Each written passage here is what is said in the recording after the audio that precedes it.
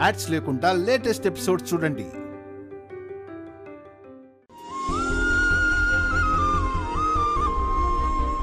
నానమ్మా, ఏంటి ఇక్కడ కూర్చున్నారు? అందరం భోజనానికి కూర్చున్నాం, రండి భోంచేద్దాం.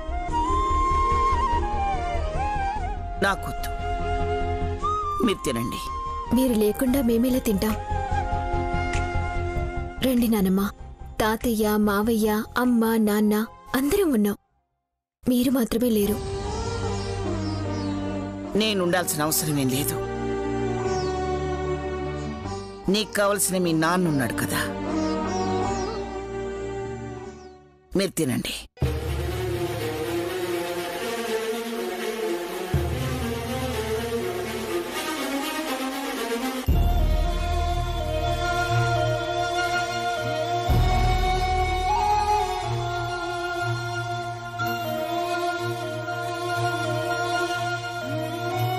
ఈ ఇంట్లో మీరు లేకుండా మేమంతా ఎక్కడున్నాం నానమ్మా? నా మాట వినండి.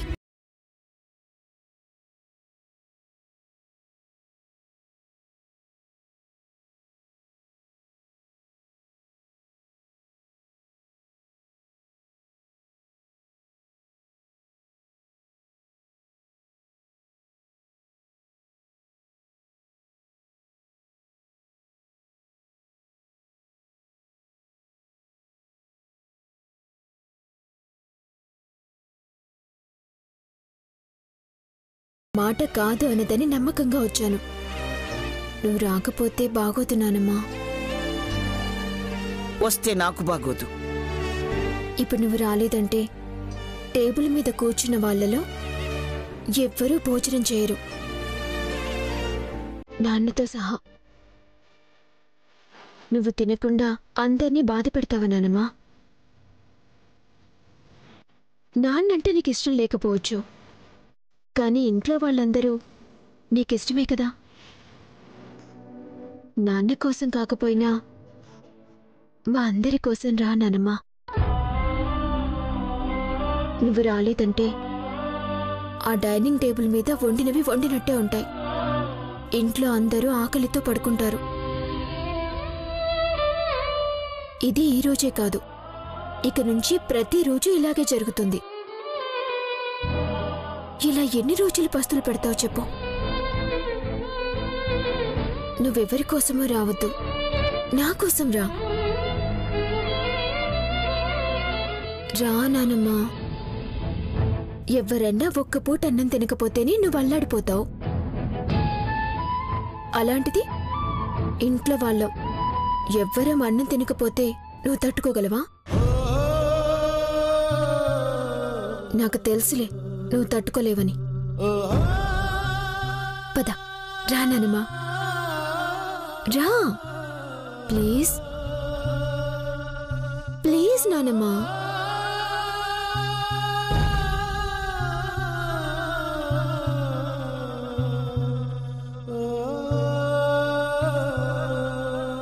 ఇది వెళ్ళి పిలవగానే వచ్చేస్తుంది మరి. అమ్మ మాటంటే మాటే. ఆవిడికి కోపం వచ్చిందంటే ఆ బ్రహ్మదేవుడి మాట కూడా వినదు.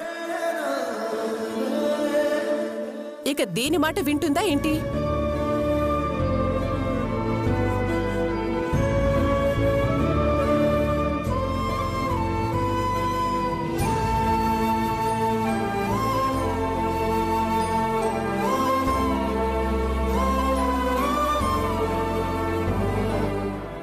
తాతయ్య,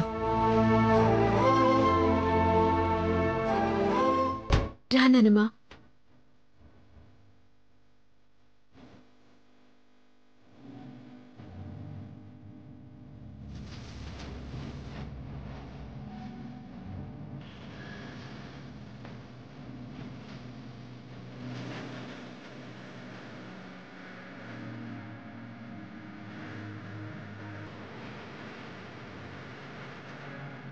అమ్మో, ఏమో అనుకున్నాను. మా అమ్మ మనసే మార్చేసి తీసుకొచ్చావేంటి? నువ్వు మామూలు దానివి కాదే. కూర్చోండి నానమ్మా.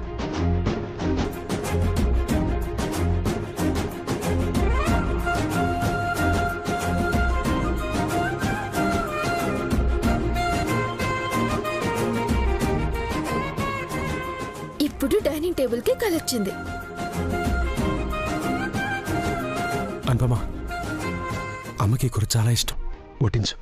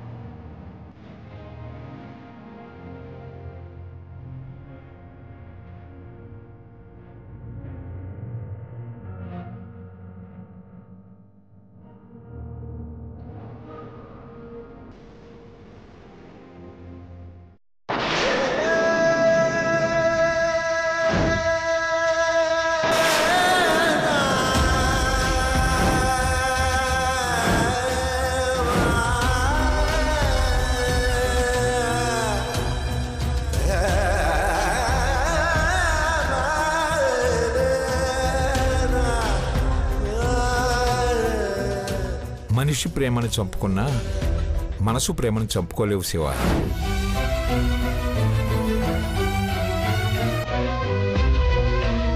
నానమ్మ, కూర్చోండి నానమ్మ, భోజనం చేయండి.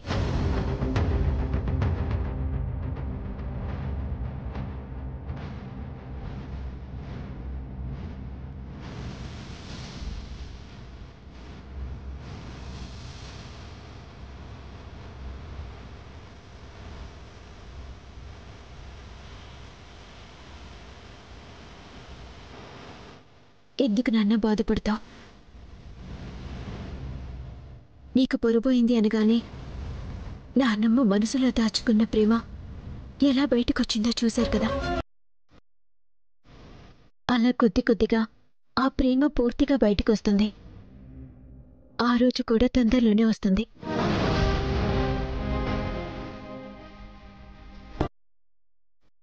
అవును మామయ్య,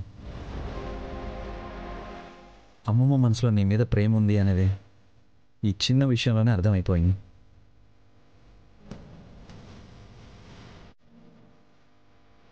ఆ ప్రేమ అలా పెరుగుతూ పోతుందే తప్ప తగ్గదు మామయ్య.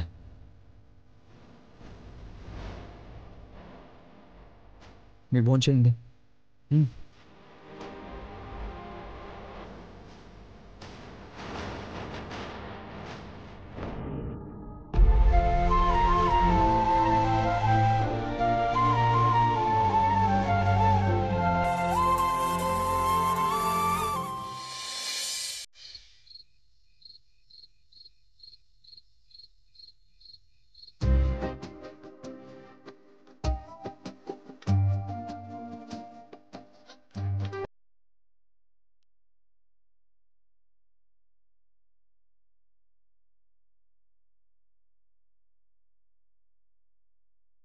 ఏంటి మేడం గారు చాలా హుషారుగా ఉన్నారు?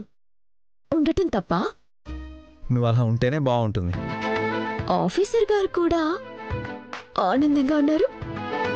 నువ్వు ఆనందంగా ఉంటే ఆ ఆనందమే నా ఆనందం. అందం ఆనందం అంటూ ఆఫీసర్ గారు ఈ మధ్య దగ్గరికి తీసుకోవటం ఎక్కువైపోయింది.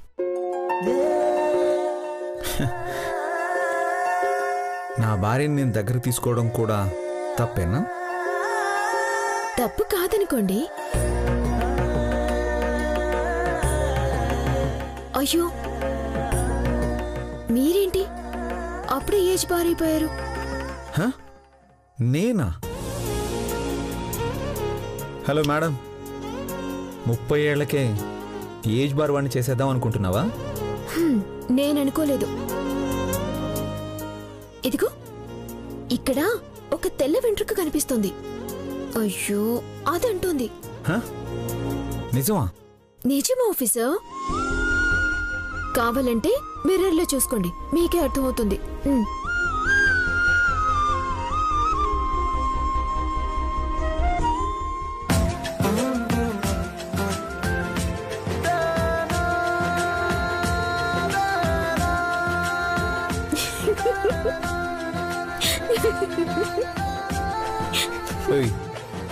నిజం చెప్పు చెప్పు.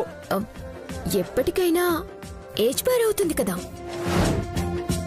తమాషాగా అంటేనే అంత కంగారు పడుతున్నారు. అప్పుడే ఏజ్ బార్ అయిపోయారని భయపడ్డారా?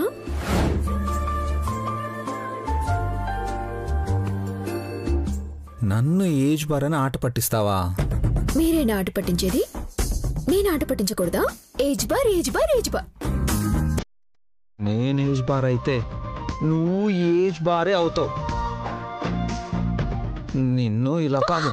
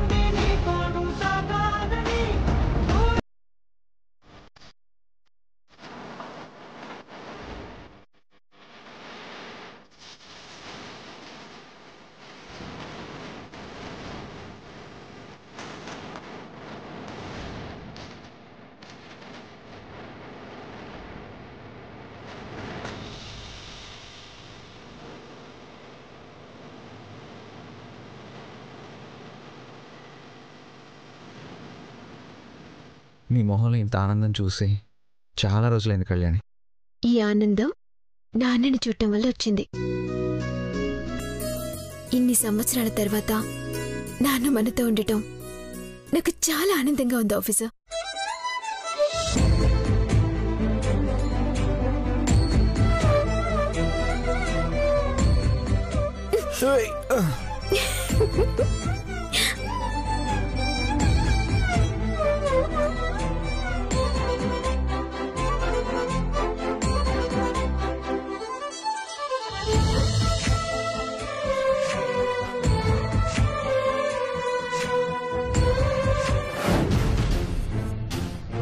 ఎవరు మారినా మారకపోయినా మా అమ్మ మాత్రం మారదు అనుకున్నాను. కానీ మా అమ్మలో కూడా మార్పు వచ్చిందంటే ఇంకా నేను ఏమనాలి? అమ్మ కూడా మారిపోయిందంటే అందరూ ఒక్కటే. ఇంకా నాకిక్కడ విలువే ఉంటుంది. ఏంటిదమ్మో, మీ అన్నయ్య బాధపడతాడని కూడా ఆలోచించకుండా భోజనం దగ్గర అలా ప్రవర్తించావేంటి? నేను ఆలోచించడం కాదు, అసలు మీరు నా గురించి ఏం ఆలోచిస్తున్నారో ముందు చెప్పండి.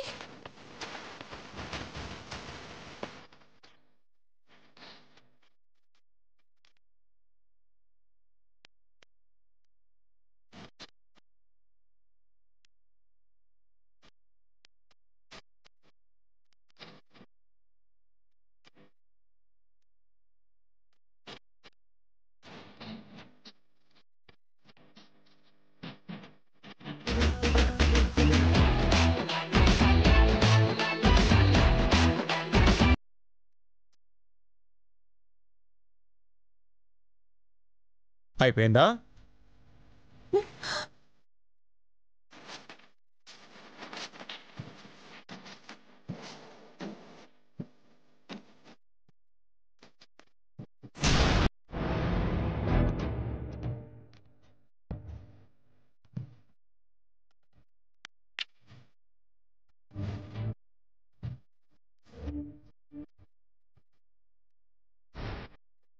అంటే ఇప్పటిదాకా నేను అన్న మాటలు మీకు వినిపించలేదన్నమాట. ఆ మాటలు వినాలా దమ్ము? నీ అభినయం చూస్తుంటేనే అమ్మవారు తాండవం చేసినట్టుంది. ఆ దర్శన భాగ్యం చాలదా? ఇదిగో ఇలాగే మీకు నేనంటే లెక్క లేకుండా పోతుంది. నీకు ఆవేశం రాగానే రుద్రతాళంతో భయంకరమైన రాగంతో నువ్వు తిట్టడం, నేను వినడం మామూలేగా. కొత్తగా ఏం వింటాంలే అని ఇలా నా కర్ణభేరుల్ని కాపాడుకున్నాను. చిచ్చి, అందరూ అంతే. ఎవ్వరికీ నా బాధ అర్థం కాదు.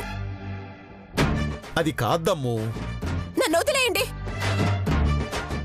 తల పగిలిపోతుంది నాకు.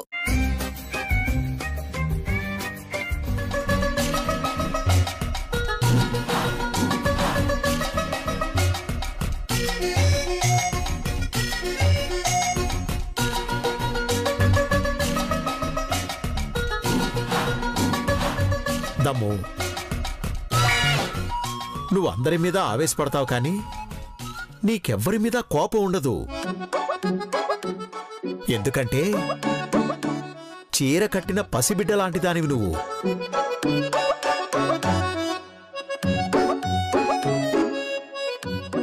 ఆవేశంలో ఆలోచించకుండా మాట్లాడతావు కానీ నీ మనసులో ఏమీ ఉండదు. ఆ ఒక్క ఆవేశం అనేది నీలో లేకపోతే నీకంటే మంచి మనిషి ఎవ్వరూ ఉండరు. కానీ మనసులో ఏమీ దాచుకోకుండా మాట్లాడేస్తావు చూడు, అది నీలో నాకు బాగా నచ్చే విషయం. నీ కోపానికి నేను బాధితుణ్ణి అయినా నీ ప్రేమకి నేనెప్పుడూ బానిసనే.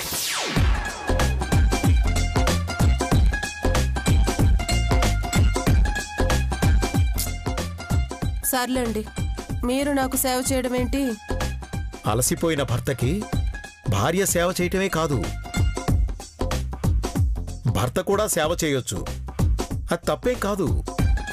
ఇప్పుడు నేనే వలసిపోయాను. ఆపకుండా అరగంట తిడితే అలుపురాదా? అదిగో అమ్మవారికి మళ్ళీ కోపం వస్తోంది.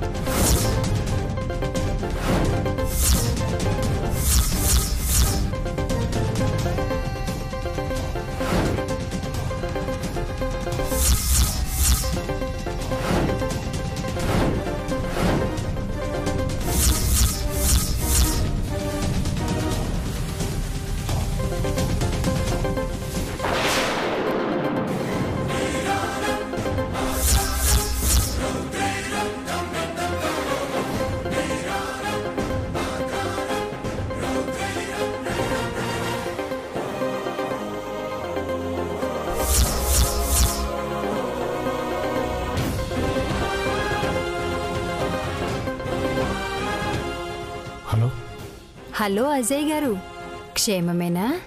ఈ టైంలో ఎందుకు ఫోన్ చేసావు? నాకు మాట్లాడాలనిపించింది. అలాంటప్పుడు ఏ టైం అయినా పట్టింపు ఉండదు కదా. ఎందుకు ఫోన్ చేసావు? జైలు నుంచి రిలీజ్ అయ్యారు కదా. ఇంట్లో వాళ్ళని కలిశారన్న ఆనందంలో నన్ను మర్చిపోయారేమోనని అనుమానం వచ్చింది. అందుకే చేశాను.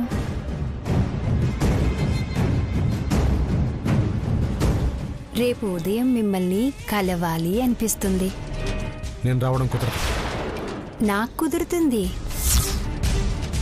నా టైంని మీరు ఫాలో కావాలి, కానీ మీ టైంని నేను ఫాలో కాను.